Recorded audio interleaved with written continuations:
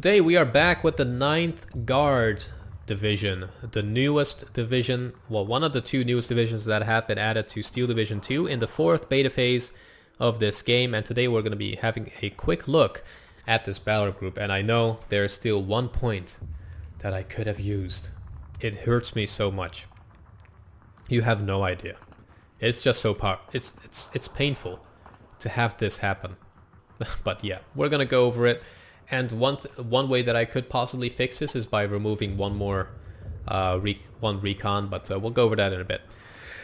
So as always, I'll go over the units that I've selected and the newest ones, well, all of the units that are showing up in the list. So in Phase A, we have the Dozer Recon, small recon teams, exceptional stealth, really good to use to have some sneaky peeks at the enemy positions. And we've put them in these BA-20 vehicles as well. Really fun looking vehicles here.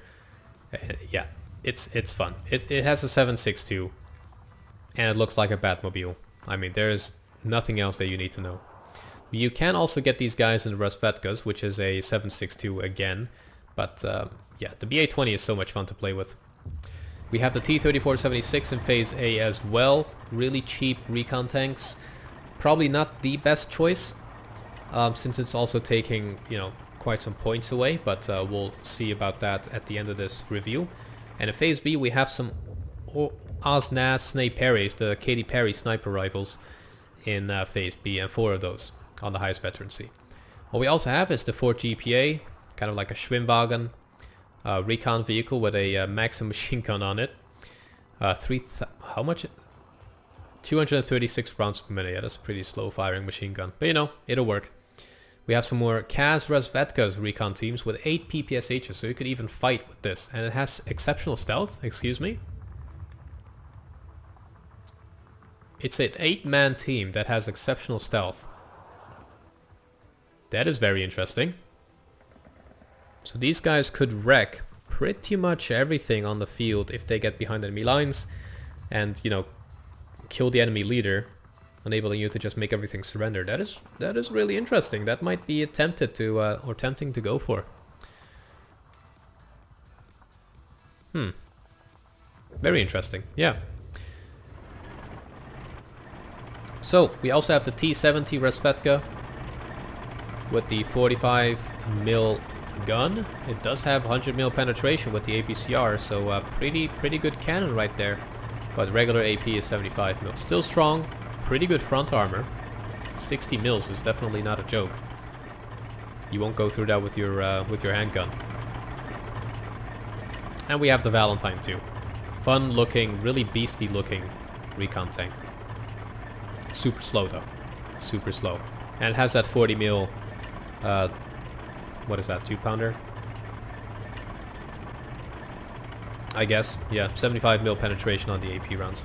It does not have APCR, sadly. In the infantry tab, a lot of infantry. I just love my infantry. And since this is an infantry battle group, I just went all out basically on this. So in Phase A, we have some Kazakis with PPSHs, Mosins, machine guns, and PTRDs, so all around good infantry unit. And we also have the PPSH, the Assault Squad version. So both of these guys will cover both really close range and mid and long range, and also be able to deal with armor and infantry at the same time with the PTRD and the heat shells. We also have some sapper units that are mainly going to be focusing on infantry with the TNT, but they also have a lot of mid-range weapons. And we have the Kaz Kamrati leader in Phase A as well, to basically cover all of these units. In Phase B, we have the Kazaki infantry, once again, basically a similar loadout that we've gone for. We also have the PPSHs once again in Phase B, and we have the OSNAS instead of the Sapri. So in Phase B, I'm getting more anti-tank focused with the M1 bazooka squads. So basically only have 24 fighting infantry here in Phase B. Not great. But yeah, I mean, I don't really have a lot of good anti-tank weapons, so I'm hoping the OSNAS is going to help me out here a little bit. And 24 infantry should be able to hold the front line of Phase B against the Russian tanks that we are up against, or the German tanks that we're up against. or the German infantry that we're up against. Like the PPSHs, and you know, they will hold, that's for sure. And these guys are pretty good at killing light armored vehicles as well. So 24 of these should be okay. Should be okay. One way that we could make this better, well, quote unquote better, is by getting... There's actually no other units that we can get. Like one way that we could get it is, or make it better, is by moving the Kazakis here into phase B and getting another 12 of these. But that's gonna just be overkill. So I've put them in phase C as like a last resort reinforcements.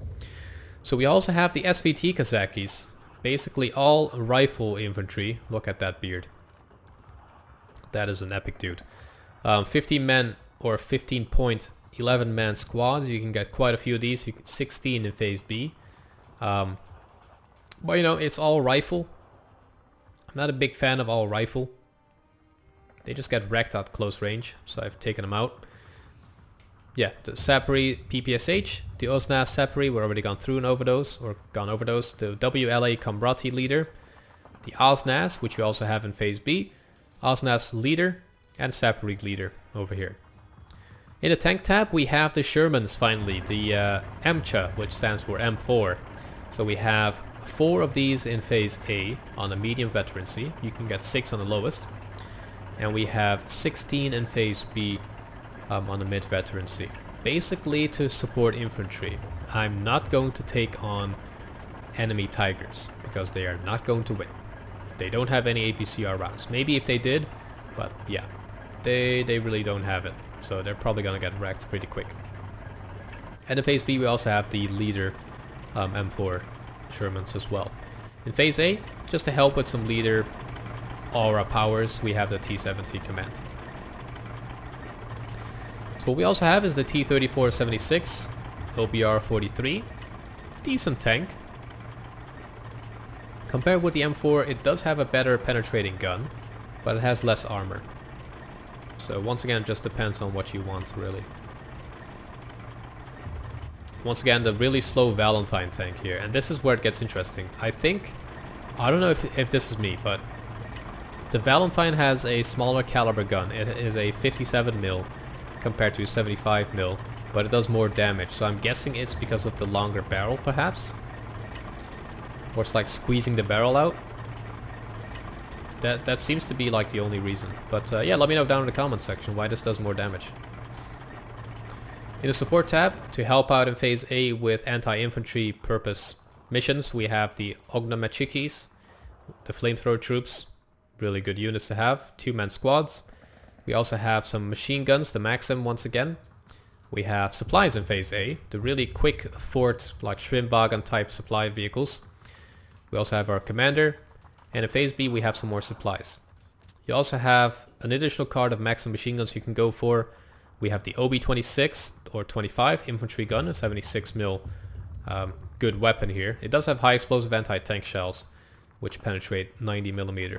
So it's not too bad at all. You also have the M3A1 command or the BA-20V command that you can go for. But what I usually go for is just the phase A command, and I try to keep it safe. In the anti-tank tab, since we have a lot of anti-tank infantry already, I just went with all guns. In phase A I have 4 of these 45mm. Pretty decent, 100mm penetration on that 45mm. And we also have the 57mm Zis-2 with 185mm penetration with the APCR, which drops to 120 with the AP shells, which is still pretty dang good. And in phase B, we have some additional Zis-3s with a lower penetration. So what you could do here is, if you want these guys in phase B, you can get 3 of them in phase actually you can get 2 of them in phase A on the mid veterancy. So we could technically or potentially swap these out, put these in phase B and get the heaviest hitting ones in phase actually hold on, we cannot go for phase C. That's weird. Huh, that's interesting. Very interesting.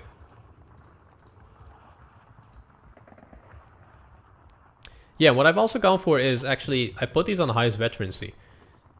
What I sometimes go for is I put like leaders right next to my AT guns, or I have to put commanders near them to make them, you know, as good as possible.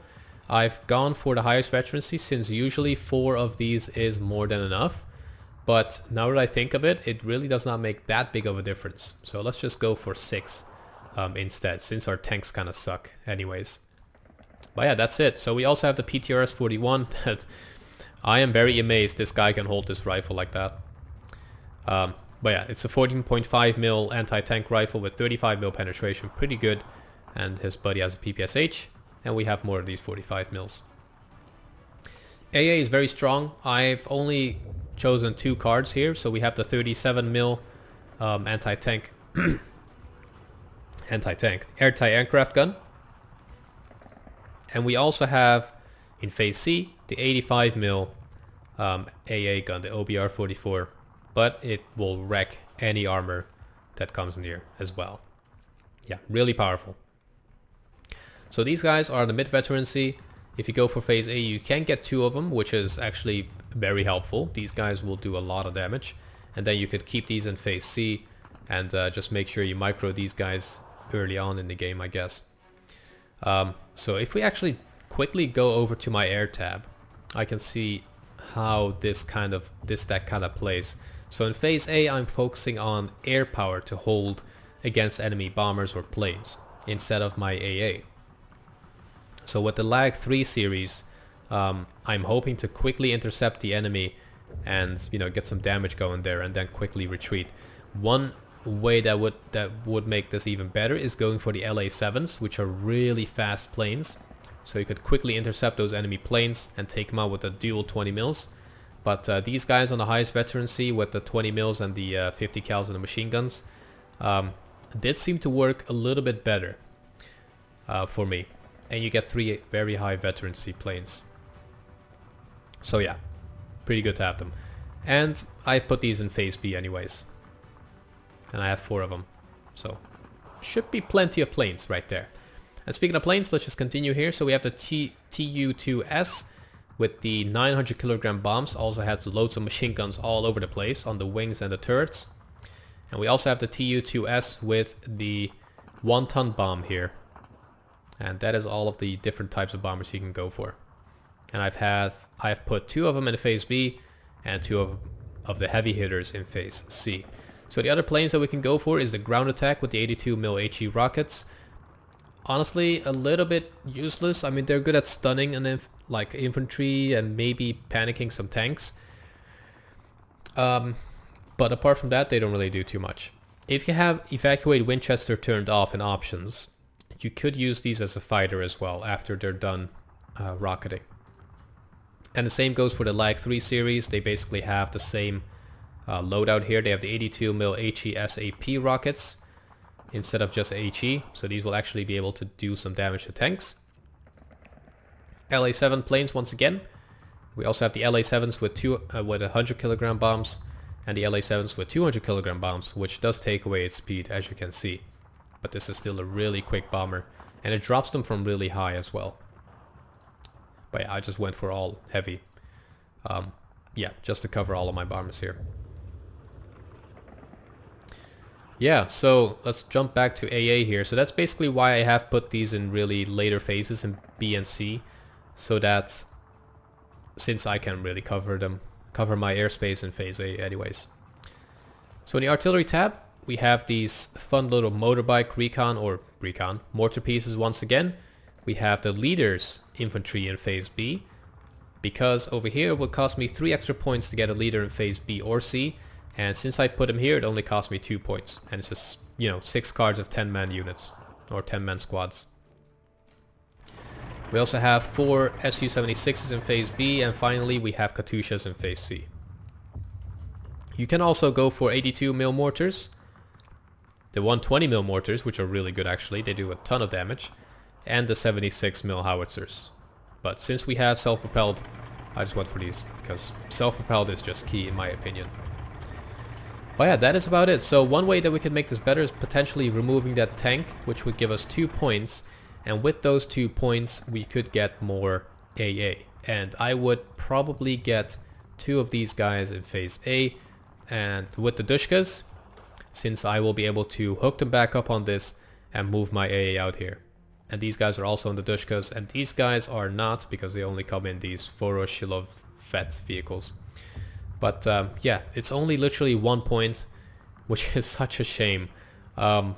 Potentially I could remove like some supplies from phase A, but once again, supplies are really good at repairing stuff, so I would really recommend keeping those in. Another thing that I could do is possibly removing some planes, but then again, air power is very powerful and you need a lot of planes to secure or escort all of your bombers. The amount of infantry that I have is actually barely enough to hold an infantry heavy area, so I probably also don't want to be messing about with that. And the amount of tanks here is probably also pretty vital. But yeah, one thing that I could do is possibly remove one card of these guys, which would give me another 2 cards or 2 points, but that would put me into the same problem or same position. But yeah, that is it. I hope you guys all enjoyed this battle group overview. I think I'm just gonna keep it to this. There will be like some minor adjustments the more I play with this battle group, but I've played a few matches with this, and so far it seems pretty balanced. But yeah, I hope to see you guys in the next one. Check out the code in the description, have fun, and take care.